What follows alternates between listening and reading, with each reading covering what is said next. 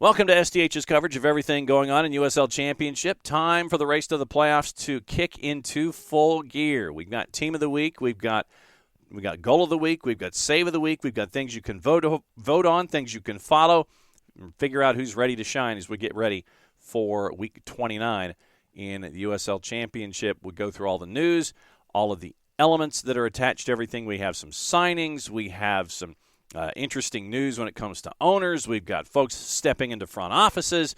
We've got transactions late in the year as well, and also the social media that you can follow along on the 280-character app, Facebook, and on Instagram and USLChampionship.com. But as always, we've got to go backward before we go forward and get you squared away with everything going on in USL Championship. And it starts in the midweek last week with Vegas Lights losing to El Paso Locomotive at Cashman by the final of 1-0. Friday Night Football had a couple of matches on its own. New Mexico United at the Lab, 3-2 winners over Indy 11. And Colorado Springs on the road in Irvine, California, knocked off Orange County by the final of 1-0. That set up action on your Saturday. Loudon and Charleston Battery at Segra had a 2-2 draw. Lynn Family Stadium, Lou City knocked off San Diego Loyal by the final of 1-0. On the road at Ricardo Silva in Boca Raton, Pittsburgh knocked off the Miami FC by the final of 2-1, which sets up our first match of the week. In the Eastern Conference, crazy match at AutoZone between Memphis 901 and Hartford Athletic. Here's your highlights, courtesy of our friends USL Championship, ESPN Plus, and YouTube.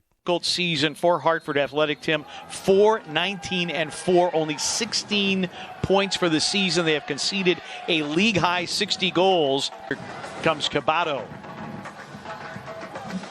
Great ball played ahead to Rito. And this is dangerous, and it is a goal and an opener for Hartford Athletic, but they're going to wave it off for offside. Opportunity. Linesman did not immediately signal offside. The referee was the one that gave the ultimate indication. Rio Grande Valley was abandoned after 9 minutes. Prior to that, they gave Tampa Bay all the Rowdies wanted. And now here's a ball that's played through, and this is Romig coming out. Loose ball. That is deflected, and it'll be out for a corner kick. Is very fortunate not to have conceded here. There's the first opportunity, and then Akeem Ward doing his best Mark Segbers impersonation with a last 15th minute, Memphis looking for its first shot. Hartford with one. They've actually credited Memphis with one. Here's a through ball for Pickering. Just wide. Nita Pickering had the opportunity and could not put it away. Fadden. Fernando has a step. Fernando into the 18. Fernando is tripped down, and it will be a penalty. This was created a nice turn by Fernando, and we've mentioned this before. He creates his own opportunities, and there he goes again. I think once he felt that pressure, Pete, maybe you can second this. Once he felt the pressure, he slowed it down just a smidge. This is the 5th penalty won by Memphis. They have converted just 2 of the previous 4, conceded everyone so far. Lapa. Yes, it's a goal. 901 FC gets the opener in the 18th minute on a... He's got one save tonight. Up ahead, Rito. Dangerous here. Sadie cutting, and we are level at 1. Prince Sadie with his 6th goal of the season, and in the 26th minute, we are level at 1. Product just wasn't there, but let me tell you something. The Rito shuffle from the right wing over to Sadie, that one touch to his right foot and just a curling finish. No chance for Drew Romig here. And Hartford, they have been knocking on the door, knocking, and finally they step through with the equalizer. McFadden. And Malloy will play this back to Romig. Oh, and a poor distribution by Romig. Sadie again, and it's a second. Oh, my goodness. Sadie, the brace, and Hartford has broken out on top, 2-1. That the one that you might scuff doesn't come back to haunt you. But this not only comes back to haunt him, it comes back to haunt him from 22 yards out and wide. So not only was it a giveaway, but the shot, that goal was likely better than the first one. Yeah, without a doubt. Amazing by the Liberian Prince Sadie. Had 4 goals a year ago. He's got 7 this season and a brace tonight. And was the entrance of Cariaga into the match that essentially started the turnaround. His introduction was, it did. It flipped the game on its head tactically. McFadden. Crossing, sliding into goal. It's in the back of the net. It's in the back of the net. Cariaga opens his Memphis account at the hour mark, and we're level at 2. And it's all set up from near midfield. I'm not even sure that was a half volley. That might have been on the volley, Pete. Here's a better look. It was a half volley. It was a half volley. But you know what? It was a full goal. No half goal there, a beauty, and could not have come at a better time as Memphis evens this up against Hartford at 2 apiece. Samuel in the first half to Prince Sadie. And they get the equalizer from Cariaga at the hour mark. Here's Fernando. Fernando stepping over. And that blocked. McFadden. Fernando. Fernando wants that shot. Oh, what a goal! Luis Fernando puts the home side up. 3 goals to 2. Oh my! What a goal! Layoff by McFadden was simple. Fernando steps up. He's got his spot already picked out. There's nothing Richard Sanchez can do about it. The drive, the follow through, the knee is over the ball, tucks it under the bar. Not even a slight kiss off of the post. It was an absolute beaut. And you saw Stephen Glass in the background too. I think he knew when Fernando struck it right over Niall Logue and under the bar. Can't get any better than that in the 73rd minute, Pete. That Ward serves, crossing for DaCosta.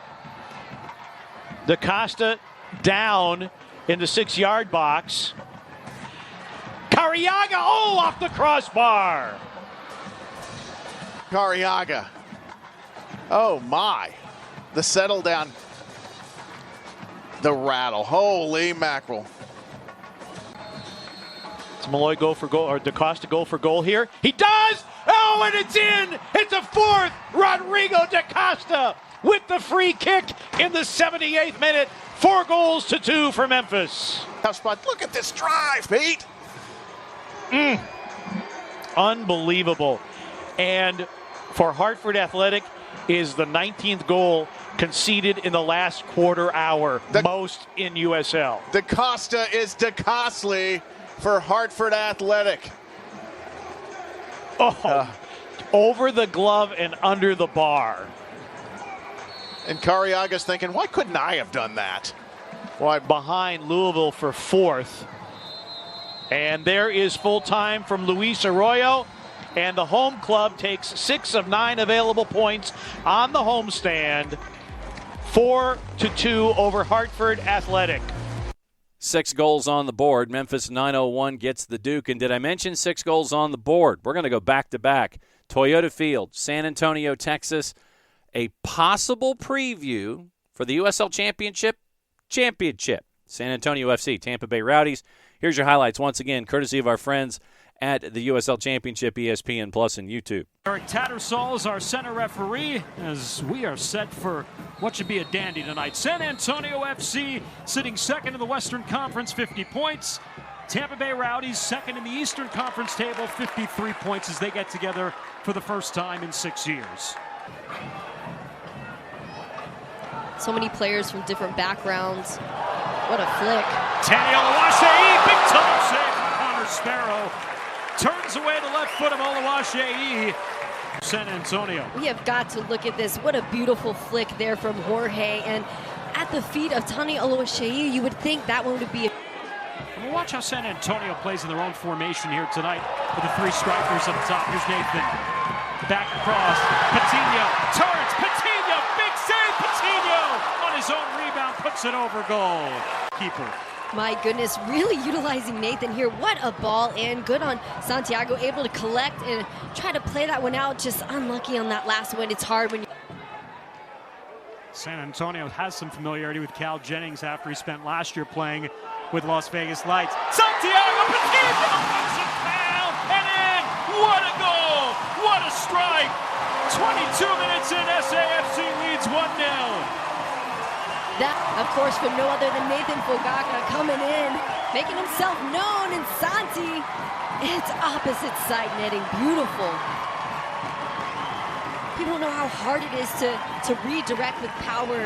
A part of San Antonio FC's strengths. That's their 27th goal in the opening half this season. Playing with a lead 1-0, which has been dynamite for them as Cal Jennings trying to open up. Here's J.J. Williams. Great save by Marsman, and the rebound chance denied.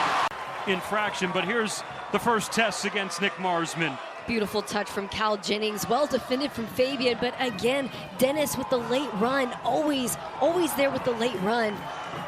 Man. They're already down multiple defenders, so Joshua Perez is a forward who's going to come on here. He can play midfield. My guess is they'll try to drop Lewis Hilton back out wide on the left flank. Perez, make the maneuver here. Tackle from Rita Zuhair and able to win the ball away for San Antonio. Connor Sparrow. I mean, he's basically playing out as a center back. Now he's got to run back, and San Antonio trying to catch him off the line here. Nathan into the box. Nathan puts it up, Sparrow in. San Antonio up 2. Fantastic work, better celebration. I thought for sure that was going to be a chip shot from with the quality run that he's actually been making all night, and then to be able to finish through the hands of the keeper, there's some power behind that ball. It's his 12th career goal with the only week of USL Championship action that played before the world shut down. Santiago Patino on the counter, cutting it back into the box, losing his footing, slips it across the face. Nathan, quick save! Tremendous reactionary stop from Connor Sparrow. Denies Nathan a brace. Sparrow laying himself out completely, getting on the end of it. And just kind of running out of options here as he takes it further down to the corner. Back to Ekra. Jan Ekra. Cal Jennings will bump back through. Fabian Garcia didn't allow Marsman to come and get it. Keeps it moving. Back post, J.J. Williams! It's true for Williams! Tampa Bay has life! What a header for J.J. Williams! And the Rowdies are on the board here in the 67th minute. And the horizontal movement, something they're so good, creating lots of chaos there in the back line, and then Jerome coming in with a force. Perfect spot and perfect placement into these bright neon jerseys. Charlie Dennis to ground and a penalty awarded. Dennis earns a penalty for Tampa Bay as he's brought down inside the area. And ball comes in and hands all over the body all day long. That is going to be a penalty. Ja'Cory Hayes still on the ground after conceding the penalty. It's only the third penalty SAFC has allowed this. That's going to keep San Antonio in it for the remaining 5 games. Charlie Dennis looking to join J.J. Williams with 11 goals, and he does just that. In the 71st minute, it's Charlie Dennis to level the match. Boasts to the crowd of supporters at Toyota Field. And we are even at 2 with 20 minutes remaining. Moment, he winds up. He takes the hit, closes those hips, goes into the right side, the safe side. Not a bad choice there from him, as you can see. Marsman.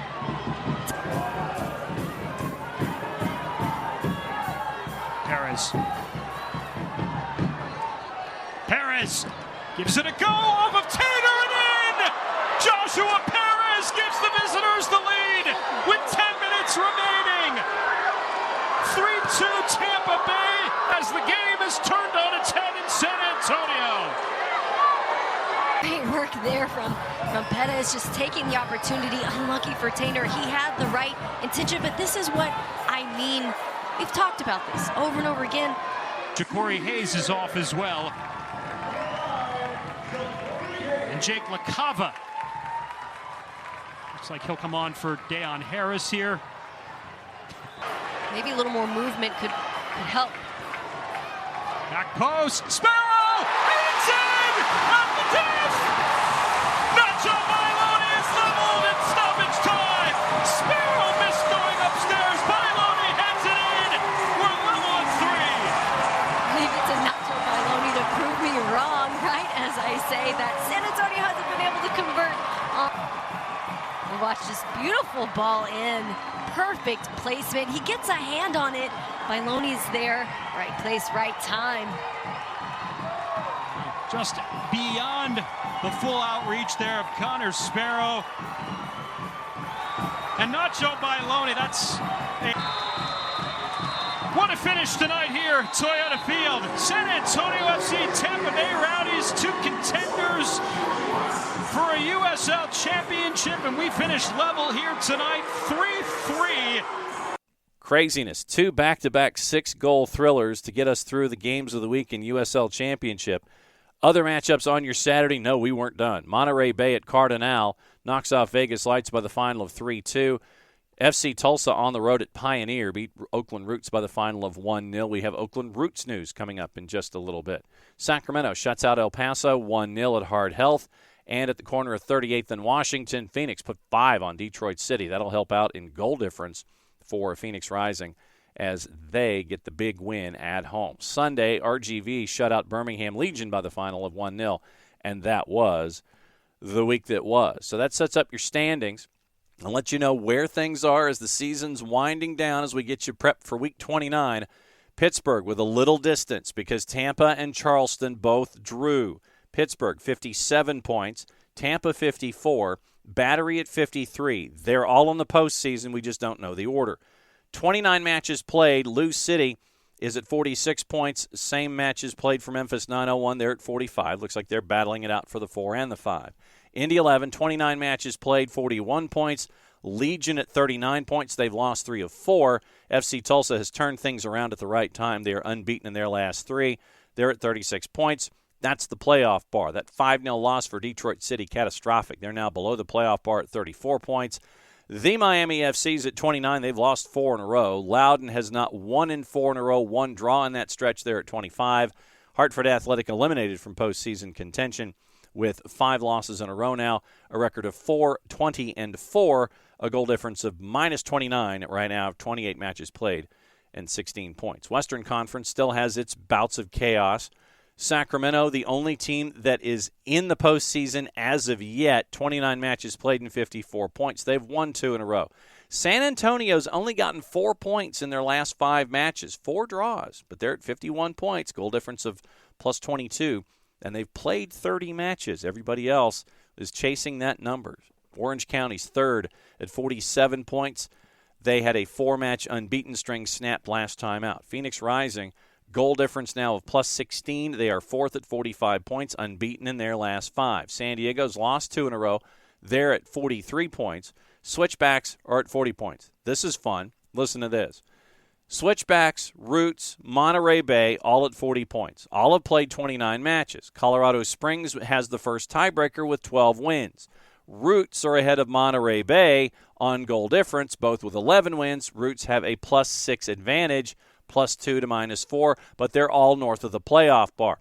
El Paso's loss cost them. They're now below the playoff bar, 9th place, 39 points. Why do I think that these 4 teams are going to go to the wire for these 3 spots, if not 5 teams for 4 spots? New Mexico United has lost 2 of 3, but they snapped their 3-game winless run with the win last time out. 36 points, RGV's at 35. Vegas Lights eliminated with a record of 3-18-9, goal difference of minus 25. They have 18 points. They have lost 3 of 4. So that sets up all the news that is going on this week. Team of the week for week 28. Switchbacks, Christian Herrera earned player of the week after an 8-save shutout. So in League One and in Championship, you had keepers winning player of the week honors in the teams of the week. 7 shutouts, 72 saves, career save percentage of 73.5, single season highs in all 3 categories. He equaled his single game high for saves in a season against Orange County had an 8-save shutout in the Switchbacks win against Vegas Lights back in June, and he has earned 67% of the ballot to get the win over Manuel Arteaga, who recorded a goal and an assist in that big win over Detroit City, rising into the top 4. So here's the rest of the rundown. At the back, Aiden McFadden, Memphis 901, 2 assists, 3 shots, 3 chances in their win against Hartford Athletic. Valmer Martinez again for Monterey Bay. Mohamed Traore, Phoenix Rising. That's your back line of 3. Khalil El-Medkar for Loudoun is joined by Nathan Fogaccia from San Antonio on loan from Portland. Danny Griffin for Pittsburgh. Nicky Hernandez from New Mexico United. Manuel Arteaga is one of your forwards up top for Phoenix Rising. Prince Saidi for Hartford Athletic. Charlie Dennis from Tampa Bay Rowdies. Those are your 3 forwards in the team of the week. Benny Diaz from El Paso is a part of the bench, along with Emra Clementa from Oakland Roots, Eric McHugh from El Paso, Chris Heggart from Loudoun United, Luis Fernando from Memphis 901, Danny Trejo from Phoenix, and J.J. Williams from Tampa Bay Rowdies. Save of the week for week 28. You have until the 22nd, Friday, noon Eastern, to vote. Andrew Thomas from New Mexico United, Hugo Farreau from Loudoun United, Benny Diaz, El Paso Locomotive, Leo Diaz from Vegas Lights. Thomas, Farreau, Diaz, Benny Diaz, and Leo Diaz. That is your fans' choice for Save of the Week for Week 28. You have until noon on Friday through the USL platforms to vote for Save of the Week, including the USL app. Also on the board news, Green Day's Billy Joe Armstrong has joined the Oakland Roots and Soul ownership group. Very, very cool stuff there. Sacramento Republic FC's Davian Kimbrough has been invited to the Mexico U16 national team camp. Colorado Springs Switchbacks got Isaiah Foster on loan from FC Cincinnati. And Nick Sakevich, who you may remember in his one of his last jobs was the commissioner of the National Lacrosse League, is now the new CEO for Hartford Athletics. So congrats to Mr. Sakevich as he gets the new job in USL Championship. Fans' choice for Goal of the Week nominees in Week 28. It is Sebastian Guenzati for Indy 11, Tyreek McGee for Switchbacks, Prince Saidi for Hartford against Memphis 901. You heard that one. You also heard the Luis Fernando goal for Memphis 901. So 2 goals, 1 match, 2 players, 2 nominees for Fans' Choice for Goal of the Week, Tyreek McGee and Sebastian Guenzati. You have until Thursday at noon for Goal of the Week, Friday at noon for Save of the Week. Vote across all the platforms and the official USL app. Power Rankings, Week 28. And here we go. We'll go through the top 10 and go through the Eastern Conference teams the rest of the way. Riverhounds up 3 to number 1. Tampa State at 2. Phoenix up 4 to number 3. Remember, this is Power Rankings. Orange County down 3 to number 4. Battery down 2 to 5. Republic up 2 to 6. Monterey Bay up 2 to 7. Lou City up 4 to 8. San Antonio up 1 to 9. Switchbacks up 4 to 10. Memphis State at 11, which means plummeting Indy 11 and San Diego Loyal to 12 and 13. Tulsa up 2 to 14. Detroit City's big loss knocked them down to 15. Legion down 2 to 17. Loudoun up 2 to 21. The Miami FC down 2 to 22.